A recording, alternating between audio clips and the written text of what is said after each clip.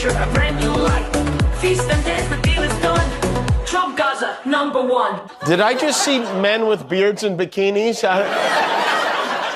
Even Kim Jong-un is like, that's a little much, you know?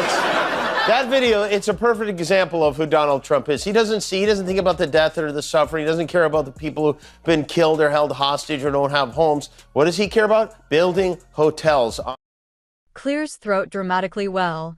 Dear viewers, it appears we have stumbled upon a tale of epic proportions, one that blurs the lines between satire and reality and leaves us questioning the very fabric of our political landscape. Gather around, for I shall regale you with a story that is as hilarious as it is terrifying, as we delve deeper into the mind-bending world of Donald Trump.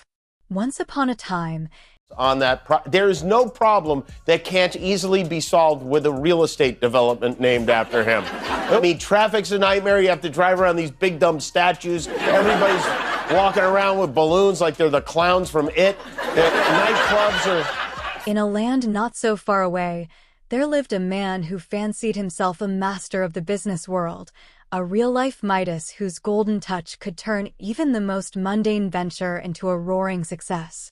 His name was Donald Trump, and he was about to learn the hard way that the line between reality and absurdity is often thinner than one might expect. Please don't forget to subscribe and like this video. It is free and help us bring you enjoyable content. And of course, watch till the end. It all began when the prestigious Cannibal Monthly magazine, known for its exquisite taste and discerning palate, conducted a survey to determine... Full of lecherous old Americans groping belly dancers with their webbed frog hands and... Prestigious Cannibal Monthly magazine, known for its exquisite taste and discerning palate, conducted a survey to determine the least appetizing public figure. And to the surprise of absolutely no one, Donald Trump emerged victorious, or, should we say, defeated, as the individual deemed least suitable for consumption by the discerning cannibal community. The results were not at all shocking, said Greta Gutenberg, the magazine's chief culinary correspondent. Mr. Trump's unique blend of excessive self-importance, questionable hygiene, and an aura of general unpleasantness simply did not appeal to our more refined members. We prefer our meals to be, shall we say, a bit more palatable. But this dubious honor was merely the tip of the iceberg when it came to the enigma that was Donald Trump. For you see, this man was not just the least edible human on the planet. He was, in fact, America's wealthiest hemorrhoid, a title he wore with a strange sense of pride. And just when you thought the laughter couldn't get any louder, along came the unstoppable force known as Sacha Baron Cohen. Wielding the power of satire and the unbridled enthusiasm of a comedy crusader, Cohen set his sights on the Trump empire, determined to expose the cracks in the facade. It was a full-blown nuclear-grade roast, a masterclass in the art of evisceration. Cohen's sharp wit and unwavering determination left Trump's Twitter fingers twitching harder than a kid on their first sip of espresso. The world watched in awe as the comedian systematically dismantled Trump's so-called master plan, Project 2025, a vision so ludicrous that it made the average kindergartner's dream of unicorns and rainbows look like a work of strategic genius. And, of course, Trump being Trump, he couldn't just let this slide. No, the man had to unleash a full-blown, unhinged meltdown, turning the internet into a digital war zone as his devoted cult of keyboard warriors rushed to his defense. Trump's whole brand is built on the idea that he's some genius businessman, a political mastermind, and the ultimate alpha male, Cohen revealed.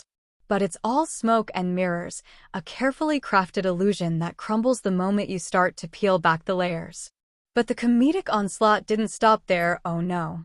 For you see, the dynamic duo of Jimmy Kimmel and Trevor Noah decided to join the fray, delivering a 1-2 punch of biting satire that left Trump's fragile ego in tatters.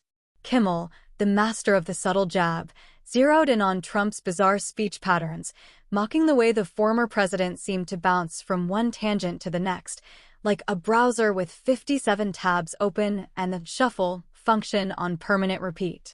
He starts a sentence.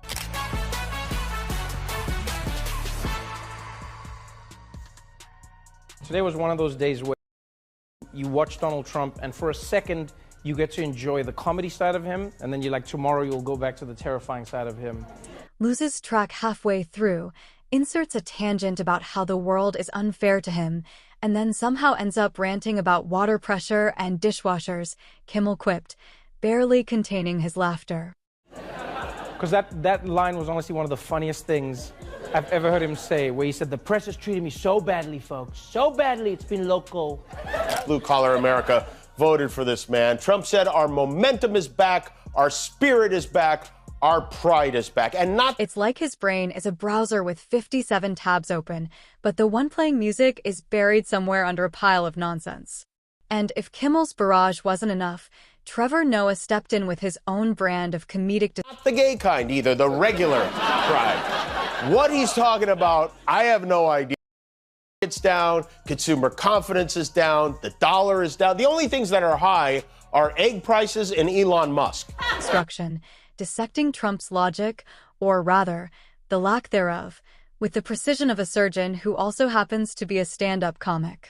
For Trump, nothing matters unless he can spin it into some sort of popularity contest he's already declared himself the winner of, Noah mocked, before launching into a spot-on impression of the former president. Did you know George Washington invented the iPhone? A lot of people don't know that, but it's true. The fake news won't tell you. And so, dear viewers, we find ourselves in a world where the line between satire, giving aid to the poor and protecting our environment. The Pope is very persuasive. Unfortunately, Trump is only in year 70 of his 100-year deal with the devil right now. And reality has become so blurred that it's hard to tell where one ends and the other begins. A world where a man who was once deemed too unpalatable for Europe. The European Union failed to take the same precautions and restrict travel from China hotspots. As a result, a large number of new clusters in the United States were seeded. Venables is now the former leader of the free world, leaving us to wonder if this is all just one elaborate prank, a cosmic joke that we're all unwitting participants in. But alas, the laughter soon fades, replaced by travelers from Europe. This is the most aggressive and comprehensive effort to confront a foreign virus. Okay, first of all, it isn't a foreign virus. It's just a virus, okay? Trump makes it sound like Corona doesn't speak English. By a growing sense of unease and a deep, burning question. How on earth did we get here? How did we allow a walking, talking hemorrhoid to ascend to the highest office in the land? His every move... This time Trump has addressed Congress, and he got quite an introduction from the Sergeant-at-Arms. Mr. Speaker, members of Congress, please welcome Diaper Donnie, Man Boom Mussolini, Captain Bone Spurs, Mar-a-Lardo, the notorious... And utterance a testament to the fragility of our democratic institutions. The answer, my friends, lies in our own complacency, our willingness to be entertained rather than engaged, to laugh at the absurdity rather... Notorious P.I.G. General von Schitzenpants, Putin's pork bucket, His flatulency, the President of the United States, Donald Jellybelly Trump... Than confront the gravity of the situation. For in the end, the joke is on us, the citizens of this... We are going to conquer the vast frontiers of science, and we are going to into space and plant the American flag on the planet Mars and even far beyond. Great nation, as we watch our political landscape crumble before our very eyes. But all is not lost. Within the chaos, there lies a glimmer of hope, the hope that, one day, we will rise above the laughter. This is a time for big dreams and bold action. I will do away with red traffic lights, only green from... Keep it moving. America's momentum is back. Our spirit is back, and measles are back. We love executive order to ban women from having their periods. For women, and it's very bad for our country. Melania says it's that time of the month, all month. And the mockery, and reclaim our rightful place as a beacon of stability and reason in an increasingly unstable world. So, let us heed the warning, dear viewers, and remember that the road ahead is paved with challenges and uncertainty.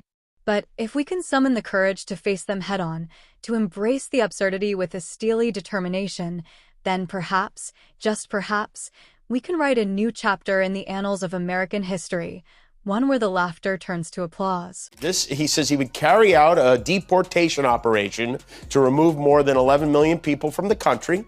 He says he would to build migrant detention camps. He would let red states monitor women's pregnancies and prosecute those who violate abortion bans. And the hemorrhoid is relegated to the dustbin of infamy, where it rightfully belongs. The choice is ours, my friends. Will we succumb to the madness, or will we rise above it, united? In the United States of America, if you want to win an election, all you need to have is a strange voice. Simple as that. You want to be president of the United States? Get a strange voice, you're done. Yeah, forget policies, forget ideas, that's boring. You come out there with a strange voice, the people love it. You realize there's been no American president who has a normal speaking voice. Trump? That was the weirdest of all. In our pursuit of a brighter, more sane future, the stage is set, the curtain has risen, and the world is watching with bated breath. Let us make them proud.